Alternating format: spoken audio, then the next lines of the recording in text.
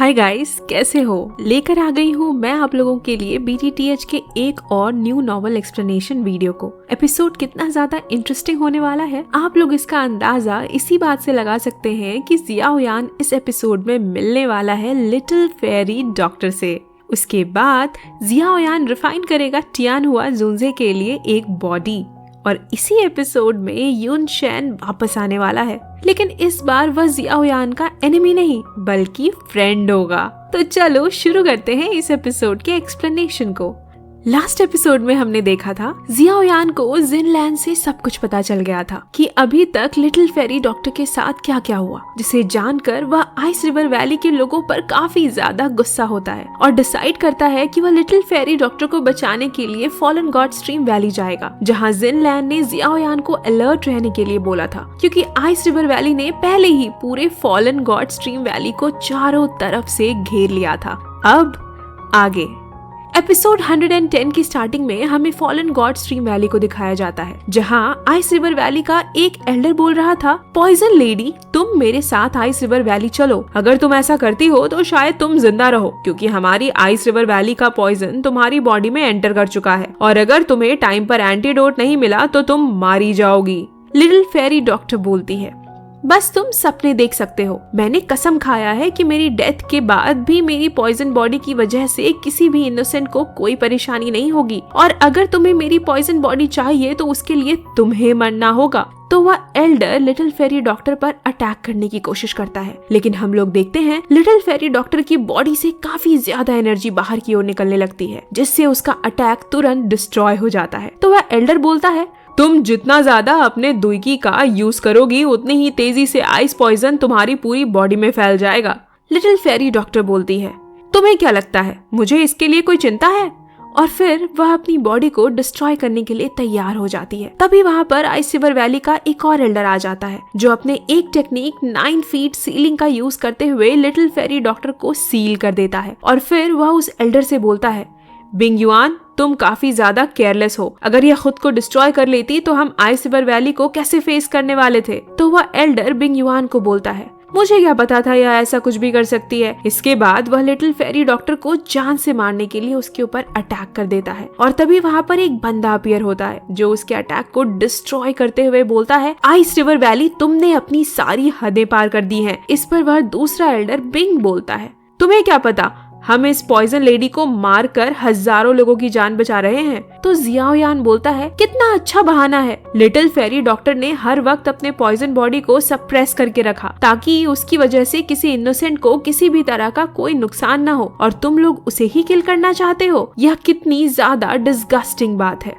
ऐसा बोलते हुए जियाओ यान उस सील को भी तोड़ देता है जिसके अंदर लिटिल फेरी डॉक्टर कैद थी। लिटिल फेरी डॉक्टर जियाओ यान को देखकर माफी मांगती है उसे इस मैटर में उसकी वजह से आने के लिए। तो जियाओ यान बोलता है, लिटिल फेरी डॉक्टर तुम्हें अब कोई भी चिंता करने की जरूरत नहीं, बस अब तुम रेस्ट करो और इन सब को मैं खुद संभाल लूंगा। तो वह एल्डर बिंग युआन बोलता है, ब्रदर आखिर तुम मुझसे बातें क्यों कर रहे हो? और फिर वह जियाओ यान पर अटैक कर देता है। तो जियाओ यान अपने अर्थ डीमन पपेट को समन कर लेता है, जिसे देखकर वह एल्डर काफी डर जाता है, क्योंकि अभी के लिए अर्थ डीमन पपेट टाओ जोंग के 7 स्टार की पावर को होल्ड करता है। फिर जियाओ यान अर्थ डीमन पपेट को उस एल्डर को किल करने का ऑर्डर देता है, तो वह डीमन पपेट उस एल्डर के ऊपर अटैक कर देता है। डीमन पपेट के बस एक ही अटैक से वह एल्डर काफी दूर पीछे की ओर चला जाता है और उसके मुंह से ब्लड निकलने लगता है, जिसे देख वह समझ जाता है कि वह इसका सामना नहीं कर सकता। और फिर वह एल्डर बिंग ही से बोलता है, तुम इस लड़के को किल कर दो,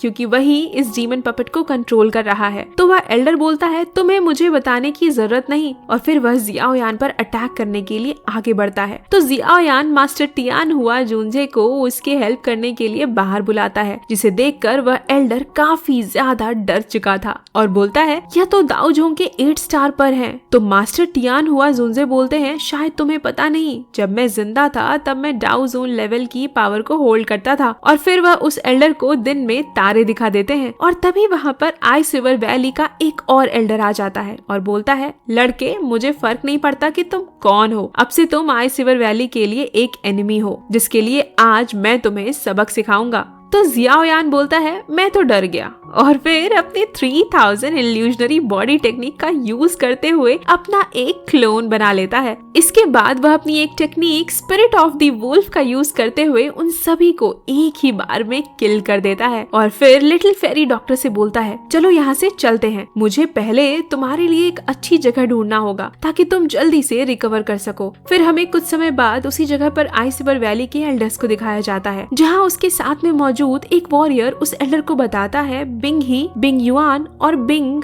तीनों ही एल्डर मारे गए। तो एल्डर बोलता है हमें जल्दी से इस मैटर को सॉल्व करना होगा, नहीं तो यह काफी ज्यादा प्रॉब्लम क्रिएट कर सकता है। इसके बाद वह उनकी मेमोरीज को चेक करने लगता है, जहां उसे लिटिल फेरी डॉक्टर के साथ साथ जियाओ यान और टियानहुआ जुनजे का फेस दिखाई देता है, जिसे देखने के बाद वह एल्डर एक डिसिपल से पूछता है क्या यह वही है जिसने इन सबको यहाँ पर किल किया। तो वह डिसिपल बताता है यह एल्डर बिंग ही की मेमोरी है, जिसमें से एक तो पॉइजन लेडी है पर बाकी दोनों का हमारे पास कोई इन्फॉर्मेशन नहीं है। तो वह एल्डर बोलता है इससे कोई फर्क नहीं पड़ता कि वह कौन है, तुम लोग उसे लगातार ढूंढते रहो और जैसे ही वह तुम्हें दिखाई दे तुरंत उसे जान से मार देना। इसके बाद हमें लिटिल फेरी डॉक्टर और जियाओ यान को दिखाया जाता है, जहाँ लिटिल फेरी डॉक्टर की बॉडी से आइस पॉइजन को निकालने के लिए जियाओ यान काफी सारे निडल्स का यूज करते हुए लिटिल फेरी डॉक्टर के एक्यूप्रेशर पॉइंट्स को हिट करने लगता है, जिससे लिटिल फेरी डॉक्टर को काफी ज्यादा पेन हो रहा था। पर आखिर में जियाओ यान सक्सेसफुली आइस पॉइजन को लिटिल फेरी डॉक्टर की बॉडी से बाहर निकाल देता है। इसके बाद वह लिटिल फेरी डॉक्टर के लिए मेडिकल इंग्रेडिएंट से भरा हुआ एक टब तैयार करता है और फिर वह लिटिल फेरी डॉक्टर को उस मेडिकल इंग्रेडिएंट से भरे हुए टब में बैठाकर अपनी एनर्जी को रिस्टोर करने के लिए बोलता है। और तभी हमें दिखाया जाता है कोई उनके ऊपर नजर रख रहा होता है, जो कि एक 7th रैंक का स्काई फायर स्कॉर्पियन बीस्ट था।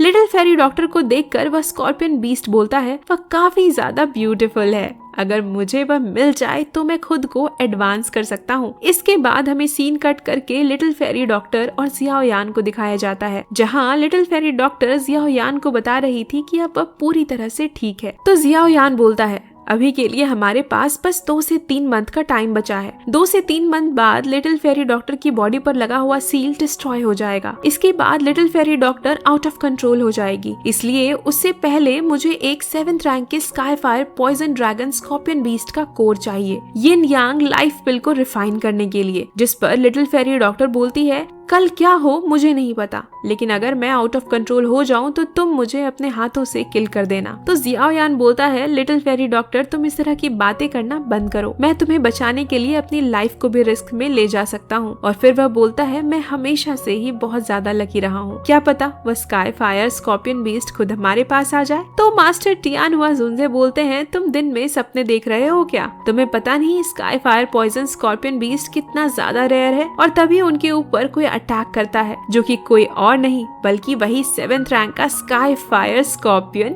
बीस्ट था। जियाओ यान उससे पूछता है तुम लोग कौन हो, आखिर तुम हम पर अटैक क्यों कर रहे हो। तो स्कॉर्पियन बीस्ट के चमचे बोलते हैं शायद तुम्हें पता नहीं, हमारे big brother fallen god stream valley के 7th रैंक के sky fire poison scorpion beast है। जिसे सुनकर Xiao Yan, little fairy doctor और मास्टर टियानहुआ जुनजे तीनों लोग काफी ज्यादा खुश हो जाते हैं, क्योंकि उन्हें जो पिल को रिफाइन करने के लिए final ingredient sky fire poison scorpion beast चाहिए था वह उनके सामने था। वे लोग यहाँ पर खुश हो ही रहे थे, तभी वह स्कॉर्पियन बीस्ट और भी बहुत सारे पॉइजन बीस्ट से उनके ऊपर अटैक करने के लिए बोलता है। तो जियाओ यान और लिटिल फेरी डॉक्टर उनसे फाइट करने लगते हैं। जियाओ यान मास्टर टियानहुआ जुनजे से बोलता है सीनियर मैं इस स्कॉर्पियन बीस्ट को आपके ऊपर छोड़ता हूँ। तो मास्टर बोलते हैं तुम्हें चिंता करने की कोई जरूरत नहीं, मैं भी इसके साथ थोड़ा खेलना चाहता हूँ। पर वह उस स्कॉर्पियन बीस्ट की ओर बढ़ने लगता है। दूसरी तरफ जियाओ यान अपने स्वॉर्ड का यूज करते हुए एक पावरफुल स्वॉर्ड स्लैश से बाकी सभी बीस्ट पर अटैक कर देता है, जिसे देख वह स्कॉर्पियन बीस्ट बोलता है इसके पास तो हेवनली फ्लेम है। और उसका ध्यान मास्टर टियानहुआ जुनजे से भटक जाता है, जिसका फायदा उठाते हुए मास्टर टियानहुआ जुनजे उस स्कॉर्पियन बीस्ट पर अटैक कर देते हैं। और फिर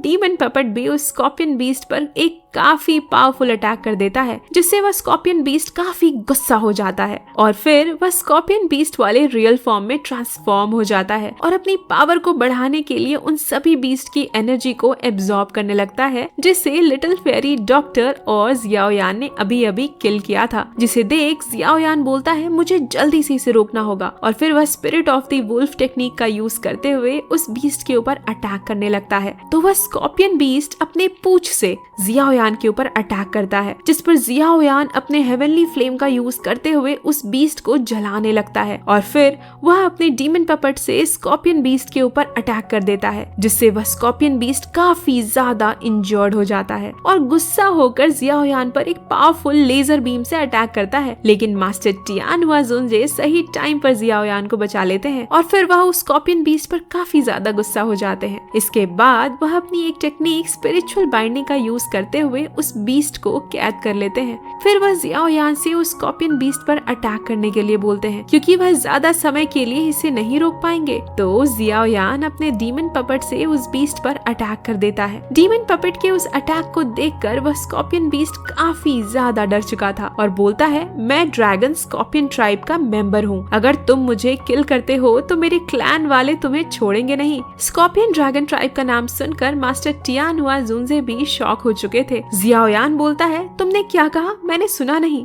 फिर हम देखते हैं वह स्कॉर्पियन बीस्ट डीमन पपेट के अटैक से बर्फ में जम गया था। तो जियाओयान बोलता है तुम्हारे क्लैन मेंबर्स को तब पता चलेगा ना जब मैं तुम्हें यहाँ से जिंदा जाने दूंगा, और फिर उसका खेल खत्म कर देता है। उसके बाद जियाओयान मास्टर टियानहुआ जुनजे से पूछता है आखिर वह स्कॉर्पियन बीस्ट किस ड्रैगन ट्राइब के बारे में बात कर रहा था। तो मास्टर टियानहुआ जुनजे बोलते हैं तुमने उसे जान से मार दिया और तुम्हें स्कॉर्पियन ड्रैगन ट्राइब के बारे में कुछ भी नहीं पता। तो लिटिल फेरी डॉक्टर बताती है scorpion dragon tribe beast world में एक काफी पावरफुल ट्राइब है। ऐसा कहा जाता है कि उनके पास एंशिएंट ब्लड लाइन है। इसके बाद जियाओयान उसकी बॉडी में से 7th रैंक के एसेंस ब्लड और कोर को निकाल लेता है, जिसे देखकर टियानहुआ जुनजे काफी ज्यादा खुश हो चुके थे और बोलते हैं फाइनली अब मुझे भी एक बॉडी मिल जाएगी। लिटिल फेरी डॉक्टर बोलती है हमने अभी अभी एक 7th रैंक के बीस्ट को मारा है, अगर इसके बारे में बाकी सभी बीस्ट को पता चला तो वह भी यहाँ पर आ सकते हैं, इसीलिए हमें यहाँ से जल्दी से निकलना होगा।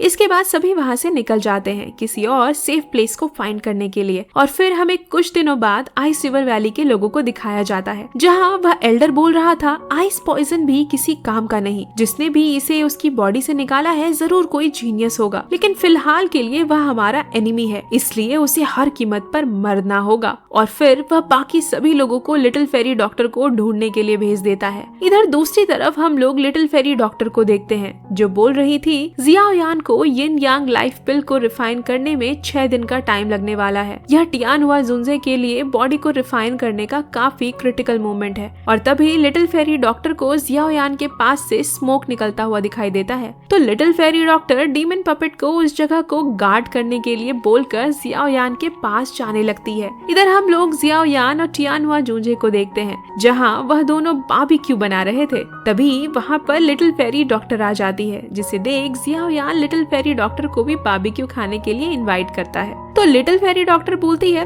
तुम लोग एक नंबर के भुक्कड़ हो, मैं वहाँ पर बैठकर तुम्हें गार्ड कर रही हूँ और तुम बारबेक्यू बना रहे हो। तो जियाओयान बोलता है नहीं, मैं तो बस अपनी फायर को कंट्रोल करने की प्रैक्टिस कर रहा था, जो कि बॉडी रिफाइनमेंट के लिए काफी जरूरी है। और तभी टियानहुआ जुनजे जियाओयान से बोलते हैं बॉडी रिफाइन करने के लिए यिन यांग पिल के साथ साथ एक दाओ जोंग लेवल के वॉरियर की भी बॉडी चाहिए। तो जियाओयान बोलता है मेरे पास एक स्ट्रॉन्ग दाओ जोंग की बॉडी है जो आपके सभी रिक्वायरमेंट को पूरा करेगी। इसके बाद जियाओयान युन शैन की बॉडी को अपने स्टोरेज रिंग से बाहर निकाल लेता है और उसे देखते हुए कहता है एक टाइम पर यह मेरा सबसे बड़ा एनिमी हुआ करता था, मैंने सोचा था टीचर याओ लाओ उसकी बॉडी को यूज करेंगे, लेकिन कोई बात नहीं, यह मास्टर टियानहुआ जुनजे के लिए काम आ रहा है। तो मास्टर टियानहुआ जुनजे बोलते हैं तुम चिंता मत करो, एक बार मुझे बॉडी मिल जाए, इसके बाद हम लोग तुम्हारे टीचर को हॉल ऑफ सोल से साथ में छुड़ाने के लिए जाएंगे और उनके लिए इससे भी अच्छी बॉडी को रिफाइन करेंगे। और फिर जियाओयान यिन यांग पिल को युन शैन की बॉडी में मर्ज करने लगता है और तभी हम लोग देखते हैं अर्थ डीमन पपेट के पास एक काफी बड़ा एनर्जी का ब्लास्ट होता है, जिसे देखकर जियाओयान समझ जाता है कि यह पक्का आइस रिवर वैली के एल्डर्स होंगे।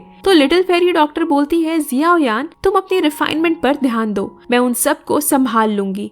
और फिर वह डीमन पपेट की ओर जाने लगती है, जिस पर मास्टर टियानहुआ जुनजे बोल रहे थे, अगर एक बार यह अपॉर्चुनिटी मिस हो गई तो दोबारा हमें इस चीज को करने के लिए फिर से इंग्रेडिएंट्स की तलाश करनी होगी। इसमें काफी ज्यादा समय लगने वाला है, इसीलिए चलो इसे जाने दो। मैं बिना बॉडी के कुछ और समय के लिए काम चला लूंगा। फिलहाल के लिए तुम लिटिल फेरी डॉक्टर की हेल्प करने जाओ। तो जियाओयान बोलता है, सीनियर, आइस रिवर वैली का एल्डर जो यहाँ पर आया है वह काफी ज्यादा पावरफुल है। मैं उसके एनर्जी को महसूस कर पा रहा हूँ। हम दोनों में से कोई भी उसका सामना नहीं कर सकता, इसीलिए अब बस आप ही हमारी आखिरी उम्मीद हो। मैं इस प्रोसेस को थोड़ा फास्ट कर सकता हूँ, लेकिन इससे आपको बहुत ज्यादा पेन होने वाला है। तो टियानहुआ जुनजे बोलते हैं, बिना बॉडी के साथ रहना ही मेरे लिए सबसे बड़ा पेन है। फिर वह जियाओयान को उस प्रोसेस को स्टार्ट करने के लिए बोलते हैं, जिसके बाद जियाओयान अपनी एनर्जी को कंसंट्रेट करते हुए मास्टर टियानहुआ जुनजे के लिए बॉडी रिफाइन करने लगता है। इधर दूसरी तरफ हम लोग आइस रिवर वैली के उसी एल्डर को देखते हैं जिसने डीमन पपेट की हालत काफी ज्यादा खराब कर दी थी, और वह उससे पॉइजन लेडी और बाकी सभी लोगों के बारे में पूछ रहा था। तभी वहाँ पर लिटिल फेरी डॉक्टर आ जाती है और उसके ऊपर अटैक कर देती है, लेकिन वह एल्डर काफी आसानी से लिटिल फेरी डॉक्टर के अटैक को रोक लेता है और फिर वह लिटिल फेरी डॉक्टर पर एक पावरफुल पंच अटैक करता है।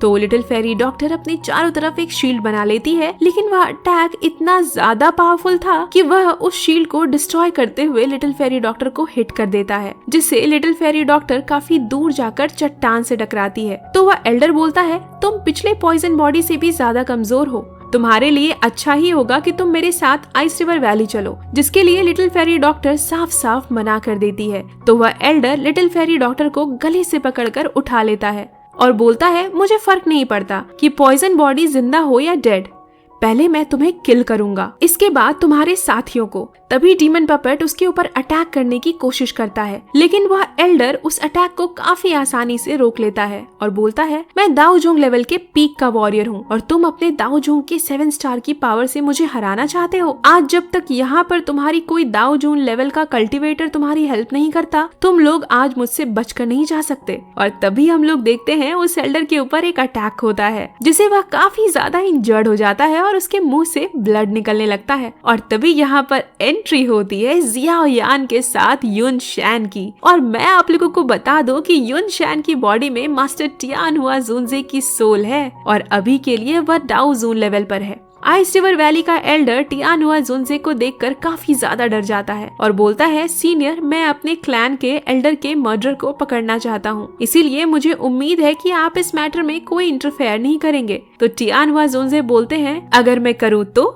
यह सुनकर उसके साथ मौजूद डिसिपल काफी ज्यादा डर जाते हैं और बोलते हैं, एल्डर, हम उनके बराबर बिल्कुल भी नहीं हैं, हमें क्या करना चाहिए? तो एल्डर काफी ज्यादा गुस्सा होते हुए सभी डिसिपल्स को एक साथ मिलकर मिस्टीरियस ड्रैगन फॉर्मेशन को बनाने के लिए बोलता है, जिसका यूज करते हुए उस एल्डर ने यहाँ पर एक काफी पावरफुल ड्रैगन को समन कर लिया था। और इसी के साथ यह एपिसोड यहीं पर एंड हो जाता है। Like for next video, comment में बताओ गाइस आपको एपिसोड कैसा लगा। तब तक के लिए बाय बाय।